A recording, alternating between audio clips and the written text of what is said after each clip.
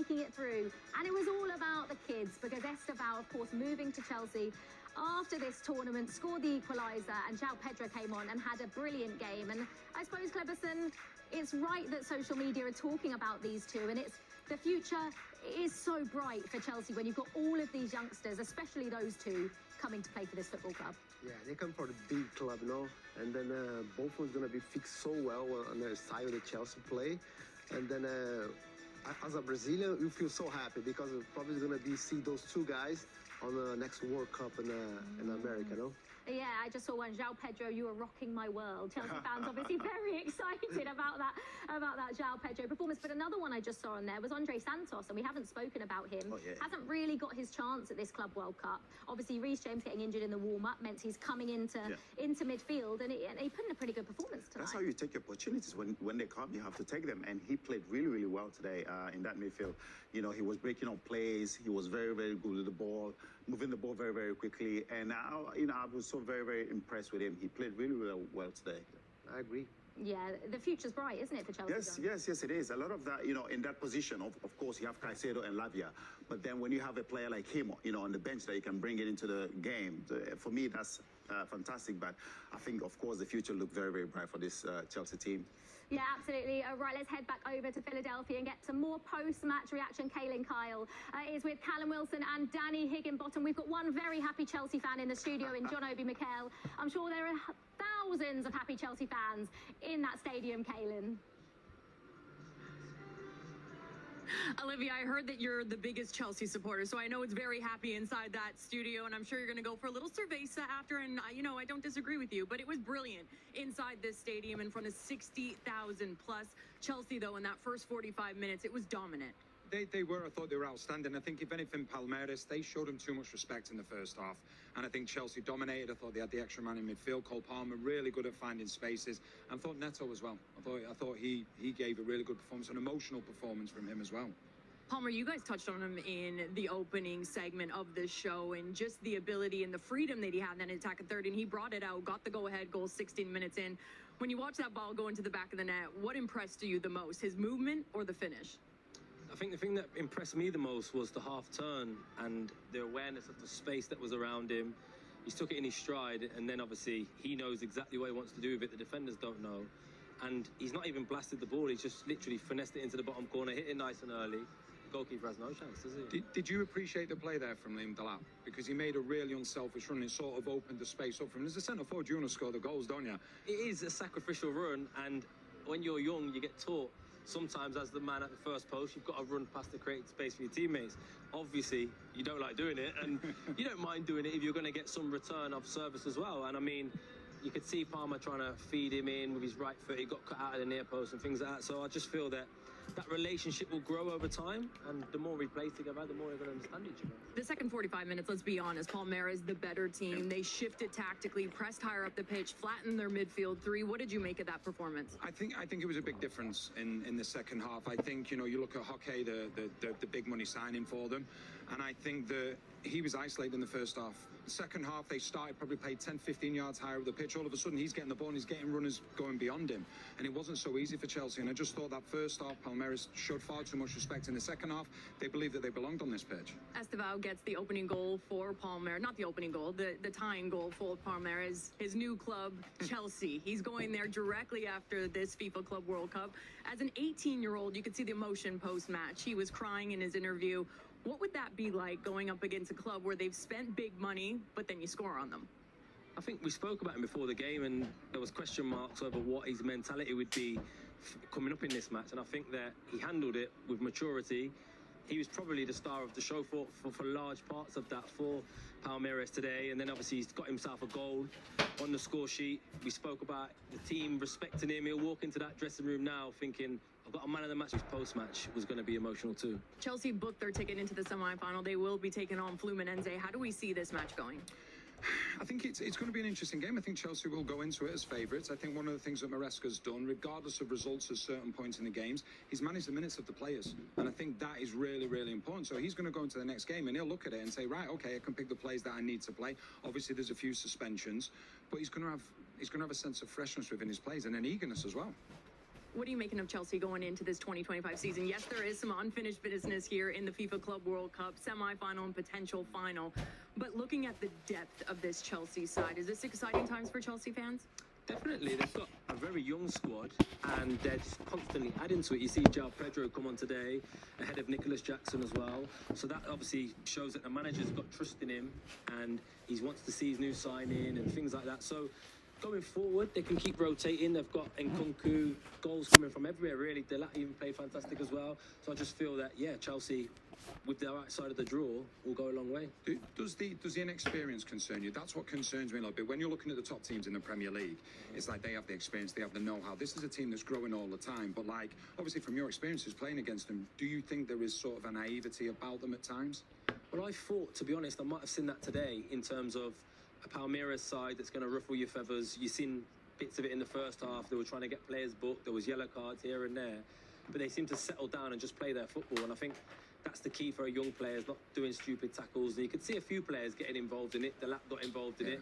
And, you know, they caught him out. But that he'll learn from that and grow. And I think going through a tournament phase, you want to minimise the yellow cards, and that's going to be key for them. They don't want to get any more suspensions like they've picked up already. A brilliant match for Chelsea, a 2-1 victory. They have punched their ticket through to the semi-final. And Olivia, I can tell you, Callum was looking over my shoulder here while the subs were doing that extra training, and he was like, I can't think of anything worse than getting back into preseason. We'll send it back to you guys. Yeah, Callum, you need to get back out there. And I want to know who's outed me, by the way. I've been trying to be all chill, and, you know, we may have a couple of happy Chelsea fans in the studio. Maybe Cleberson's a Chelsea fan. Who knows? Right, we have spoken about João Pedro, who came on tonight, made his first Chelsea appearance, and it was a brilliant performance, and we can hear from him now. João, congratulations on the win. Overall thoughts of your team's performance tonight? I think you controlled the game tonight. I think you did very well. In the end, you win. That's it. How confident are you? Is your team feeling right now? I think our team showed how comfortable we are.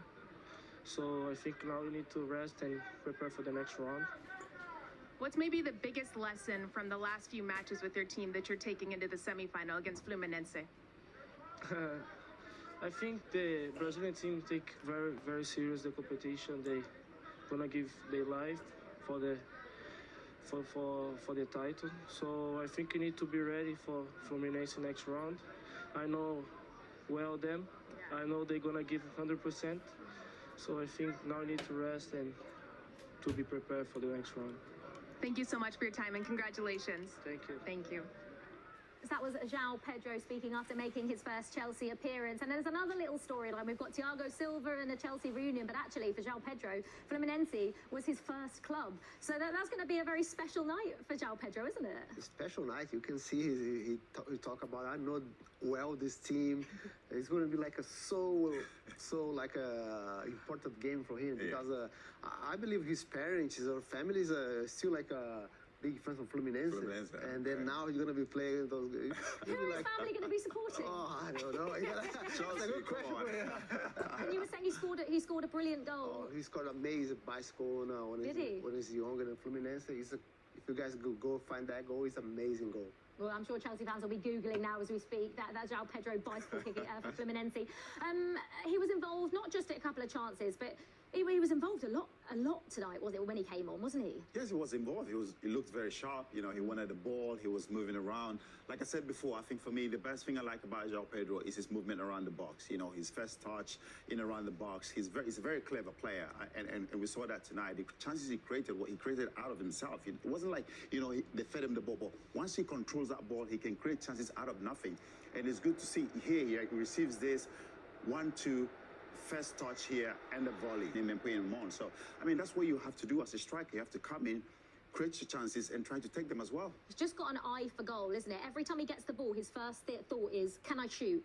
Or just getting as close to the goal as possible. He's got that about him, doesn't he? Yeah, but we can see, like, even when he's in the bench and they show the coach, we can see he's in the behind, like he's looking at the game, he's all ready to play. And he's a danger. His touching inside the box is really good. He's the guy like a take a touch and shoot in a goal. After that performance, does he start against Fluminense in the semi-final? I think it does. That's obviously because Liam Delap is out suspended yeah. after picking up another yellow card. Because I think Delap probably would have started in that game. So do you think he starts now? Yeah, I think it starts, I think it starts ahead of Nicholas Jackson with that performance, the way he performed when he came on. For me, I think it starts, Yeah, right. Let's talk Estevão again, because I mean, what a moment it would have been for him. And actually, Cleberson, when he celebrated or when he scored, you could see how much scoring that goal meant to him in that moment. Yeah, I think it's meant a lot for him, because he has a lot of pressure to play against the team. He's gonna be new club, and then he did an interview before, and then he wants to show something, like not only like for the Palmeiras fans, but for him also. And then when he scored the goal, he probably say, "Oh my God, thank you for the opportunity." I felt like that was a goal for, I mean, now looking at full time when Chelsea have gone through, it was a goal for the Palmeiras fans at the time, but that's also a goal for the Chelsea fans, and they think, wow, this kid, is going to be a Chelsea player in a couple of weeks. Not really for the Chelsea fan, but a lot of the players, he got a little bit, they got a little physical with him as well. I think they just welcomed him to the football club with some of those tackles. Why do you think that happened? Because it did feel like there's a couple of times where a couple of players, it was one-on-one, it was a little bit feisty. Yeah, look at that. You can see there from Cucurella, look at that. And there was another tackle from Enzo Fernandez as well. For me, I don't know what it was, but it looked like they were trying to welcome him to the football club, telling him, okay, listen, we know you're joining us, but it's not going to be easy for you. You have to make sure you earn it. But fantastic player, finally get a translator. No, but he's a fantastic player. I'm really happy that he's joining us at the football club. And we spoke that the Palmeiras fans weren't necessarily as happy with some of the comments he made about, trying to stay focused when he knows he's going to Chelsea. But after that performance and the contribution he's made, and the fact that they did come so close to maybe taking it to extra time or going through, the Palmeiras fans will have enjoyed that tonight, won't they? Yeah, they probably enjoy. They know they come for that competition for compete against top teams, and then they did well, and then it's a really brilliant to Palmeiras bring Estevão to Chelsea, because they show they still produce good players.